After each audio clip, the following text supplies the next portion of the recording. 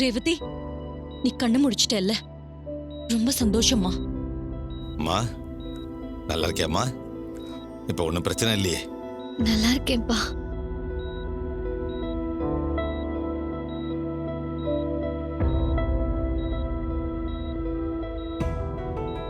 எனக்கு என்ன ஆச்சு? நான் எதுக்கு ஹாஸ்பிட்டல் வந்தேன்? ரேவதி, உனக்கு ஒரு ஆக்சிடென்ட் நடந்து தலையில அடிபட்டுருச்சு. அதனால உனக்கு ஒரு மைனர் ஆபரேஷன் பண்ணிருக்காங்க. வேற ஒண்ணும் இல்ல.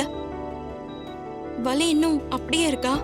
ஆமாக்கா, இன்னும் வலி இருக்கு. டாக்டர் மெடிசன்லாம் எழுதி கொடுத்திருக்காங்க. அதெல்லாம் சாப்பிட்டா சரியாயிடும். ஆபரேஷன் இப்பதானமா பண்ணிருக்காங்க, கொஞ்சம் கொஞ்சமா தான் வலி போகும்.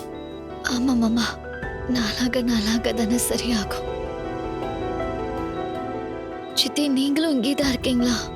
உனக்கு ஆக்சிடென்ட்னு தெரிஞ்ச பிறகு வீட்ல எப்படி இருக்க முடியும்? அதான் இங்கேயே இருக்கேன்.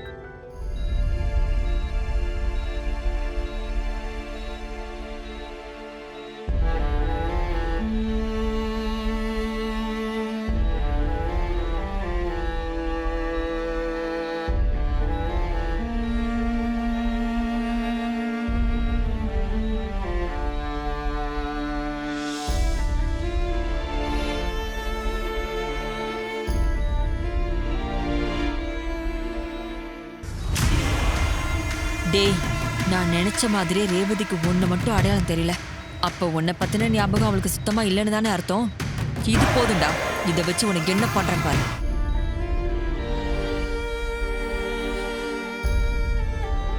என்னமாமா, ரேவதிக்கு எல்லாரையும் அடையாளம் தெரியுது, ஆனா சகலையும் மட்டும் அடையாளம் தெரியல.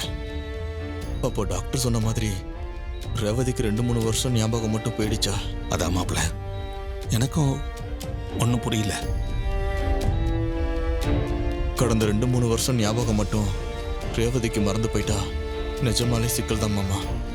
ஏன்னா சகலா அப்போதான் நம்ம வீட்டுக்கு வந்தாரு. ரேவதியோட லைஃப்ல அவர் வந்ததும் அந்த டைம்ல தான்.